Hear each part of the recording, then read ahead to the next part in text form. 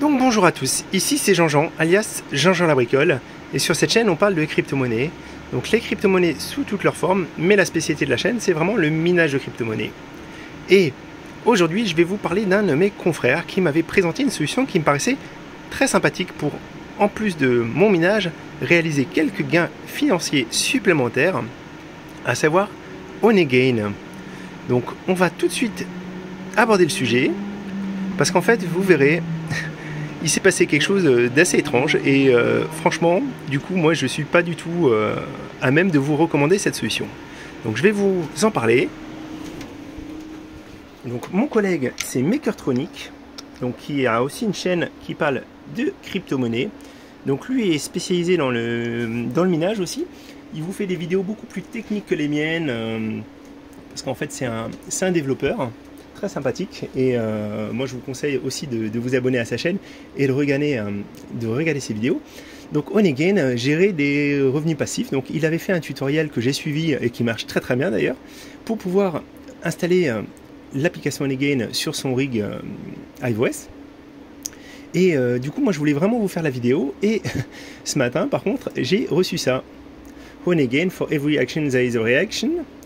Et ils disent en fait clairement que j'ai apparemment violé leur terme d'utilisation. Donc apparemment j'aurais mal utilisé l'application Honeygain.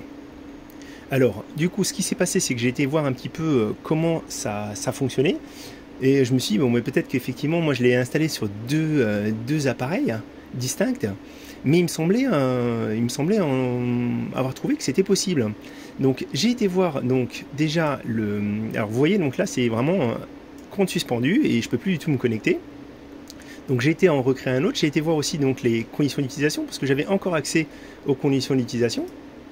Et en fait quand j'ai scrollé un petit peu, alors perdu au milieu, we limit the number of devices that can be attributed to a specific IP to a single instance. Donc ça veut dire qu'en fait on a le droit d'avoir une seule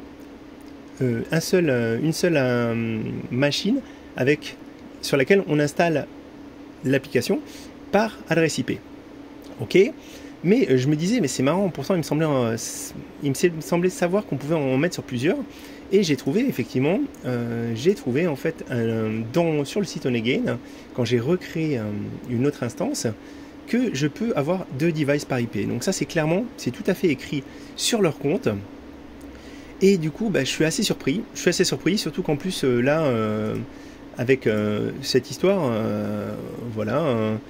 Et ils disent, bon, on a pris la décision, et puis c'est comme ça, votre compte il est éteint, tous vos gains ils se sont évanouis dans la nature, et si vous n'êtes pas sûr, vous pouvez contacter le support pour avoir une explication.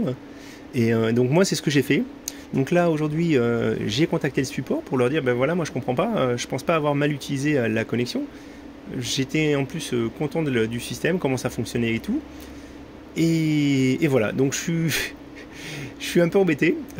Après, ils ont un système en fait où ils te donnent un bon d'achat de $5 quand tu le conseilles à quelqu'un d'autre et tout ça. Donc avec un système de fidélisation qui me paraissait un petit peu classique en fait de ces sites-là, pour attirer un maximum de personnes.